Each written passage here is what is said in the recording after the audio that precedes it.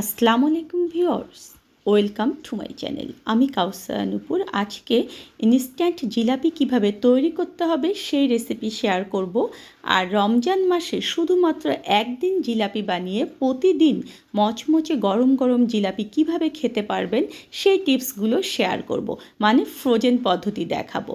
এই রেসিপিটা কিন্তু একেবারে নো ফেল রেসিপি। অবশ্যই কিন্তু পুরো রেসিপিটা ফলো করতে হবে। আর আমার চ্যানেলে আরও নতুন নতুন রেসিপি পেতে হলে, নো ফেল রেসিপি পেতে হলে আমার চ্যানেলটা সাবস্ক্রাইব করে পাশের যে বেল আইকনটি রয়েছে সেটা বাজিয়ে দিতে হবে। জিলাপি বানানোর জন্য ফার্স্ট একটা বড় বোল নিতে হবে। আর এখানে আজকে আমি মেজারমেন্ট কাপ দিয়ে 1 কাপ পরিমাণ ময়দা নিয়েছি। এটা কিন্তু ময়দাই নিতে হবে, আটা নেওয়া যাবে না।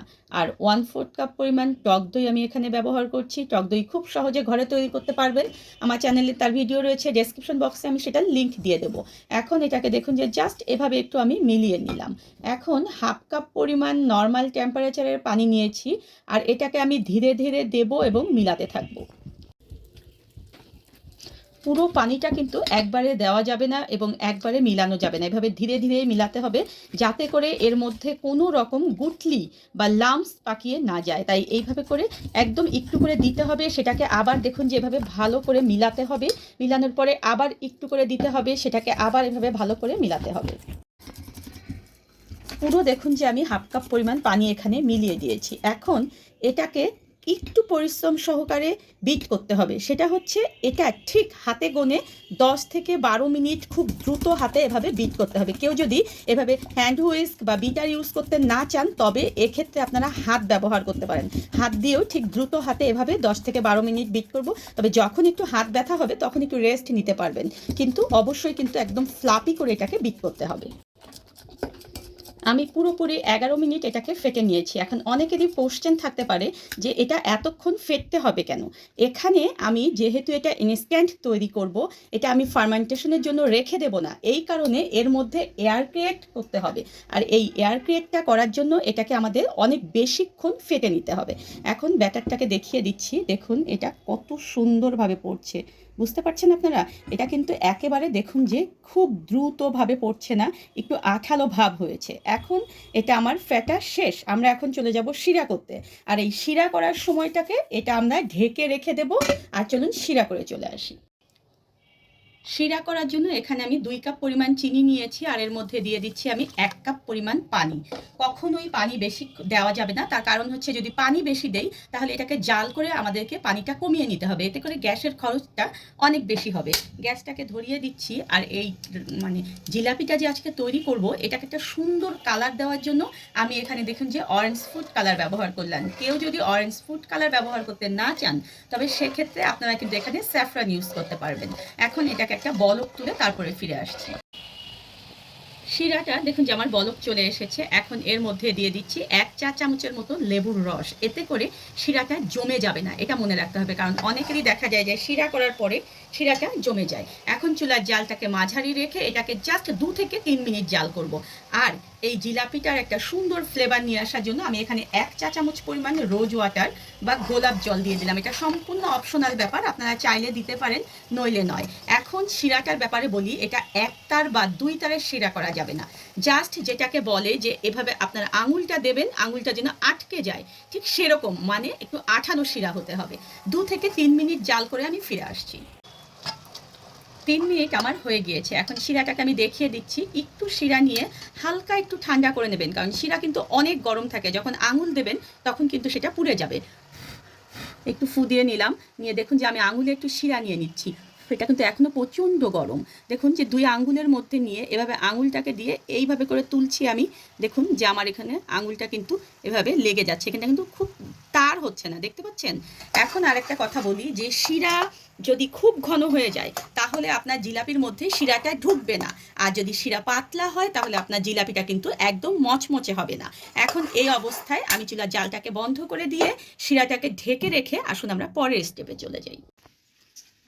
রেস্টে রাখার পরে এখন আমরা ফিরে এলাম। এখন এর মধ্যে আমি দিয়ে দেব 1 চা চামচ পরিমাণ ঘি।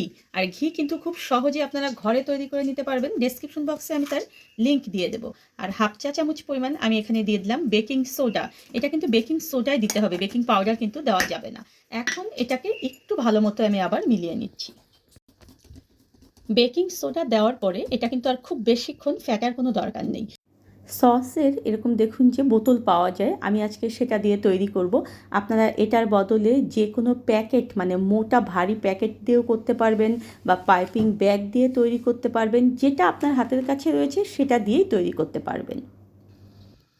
এখন চুলায় দেখুন যে আমি তেল গরমে উঠিয়েছি, আর তেলের পাত্রটা অবশ্যই একটু ছড়ানো হতে হবে। আর তেলটা হাফ ইঞ্চি পরিমাণ শুধুমাত্র ডিপ হতে হবে, খুব বেশি যে তেল নিতে হবে তা নয়। এখন দেখুন একটু ব্যাটার দিয়ে দেখতে হবে যে তেলটা হয়েছে কিনা। দেখুন আমাদের তেলটা কিন্তু একদম পারফেক্ট হয়ে গিয়েছে। এই অবস্থায় এখন আমরা জিলাপি দিয়ে দেব। মাঝারি লো আঁচে ঘুরিয়ে ঘুরিয়ে আমাদেরকে জিলাপি দিতে হবে। ফার্স্ট যারা তৈরি করবেন তাদের কিন্তু দেখা যায় যে প্রথম অবস্থায় জিলাপির শেপগুলো অত সুন্দর হবে না, তবে কয়েকবার বানানোর পরে দেখবেন যে আপনাদের জিলাপির শেপটা অনেক সুন্দর হয়ে গিয়েছে। আর ঠিক যখন দেখবেন যে একটু শেপে চলে এসেছে জিলাপিগুলো, তখনই আমরা জিলাপিগুলোকে উল্টিয়ে দেব, কারণ আমরা এটা পুরোটাই ভাজবো না। আমরা জাস্ট শেপ নিয়ে আসা পর্যন্ত এটাকে চুলার মধ্যে রাখবো, তারপর এটাকে তুলিয়ে নেব। এটাকে আমরা ফ্রোজেন করে রাখবো। আর এই পদ্ধতিতে আপনারা করে দেখবেন যে একদিন কষ্ট করে বানানোর পরে পুরো রমজান মাসটা আপনারা কতটা আরামে থাকেন। আর যখন প্রয়োজন হবে তখনই গরম গরম জিলাপি খাওয়ার যে কী মজা। আমার এই প্রসেসটাই করে রেখে এবার দেখবেন আপনারা। আমি দেখুন যে আমার পুরো ব্যাটারটা এভাবে ঘুরিয়ে ঘুরিয়ে জিলাপিগুলোকে তৈরি করে নিচ্ছি।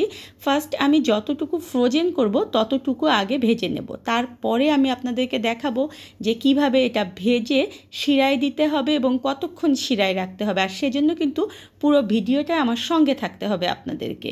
আপনারা অনেকে স্কিপ করে দেখেন জন্য আপনারা বুঝতে পারেন না। আর দেখুন যে এরকম সবগুলো আমি ভেজে নিয়েছি। দেখেছেন কতগুলো? আমি আপনাদেরকে দেখিয়েছি 1 কাপ ময়দা দিয়ে ব্যাটার তৈরি করা, কিন্তু আমি এখানে আজকে 2 কাপ ময়দা দিয়ে ব্যাটার তৈরি করে জিলাপিগুলোকে বানিয়ে নিয়েছি। আর এরকম বক্স কিন্তু সবার ঘরেই থাকে, সেই বক্সে আপনারা কতটুকু করে রাখতে চান সেভাবে সাজিয়ে সাজিয়ে এটাকে রেখে দেবেন। এখন কথা হচ্ছে রাখবেন কোথায়। এটাকে আপনারা নর্মাল ফ্রিজে 15 থেকে 20 দিন পর্যন্ত খুবই সুন্দরভাবে রাখতে পারবেন, এবং অল্প আঁচে এটাকে সুন্দর মতো করে আপনারা ভেজে নিয়ে তারপরে শিরায় দেবেন। শিরায় দেওয়ার ব্যাপারে বলি, শিরাটা কিন্তু অবশ্যই কুসুম গরম হতে হবে। আর জিলাপিগুলো সাথে সাথে ভেজে সেই শিরার মধ্যে দিতে হবে। 1 মিনিট শিরার মধ্যে নেড়ে চেড়ে নেওয়ার পরেই কিন্তু জিলাপিগুলোতে শিরা একেবারে সুন্দর মতো ঢুকে যাবে। তবে খুব বেশিক্ষণ কিন্তু শিরায় রাখা যাবে না। আর শিরা থেকে দেখুন যে জিলাপিগুলো এভাবে তুলে নিলেই আমাদের একেবারে মচমচে জিলাপি হয়ে গেল। দেখেছেন কতটা সুন্দর হয়েছে দেখতে। আর এরকম পেস্তা কুচি ছড়িয়ে দিয়ে আমি যখন পরিবেশন করব এটা টেবিলে, বা আপনারা যখন করবেন তখন দেখবেন যে কতটা সুন্দর। দেখুন জিলাপিটা কিন্তু একেবারে গোলাকার হয়েছে, এটা কিন্তু জিলাপির ফার্স্ট সত্য। আর দেখুন যে ভিতর কত রসালো, দেখেছেন? অবশ্যই কিন্তু এই রেসিপিতে একবার ট্রাই করে দেখবেন।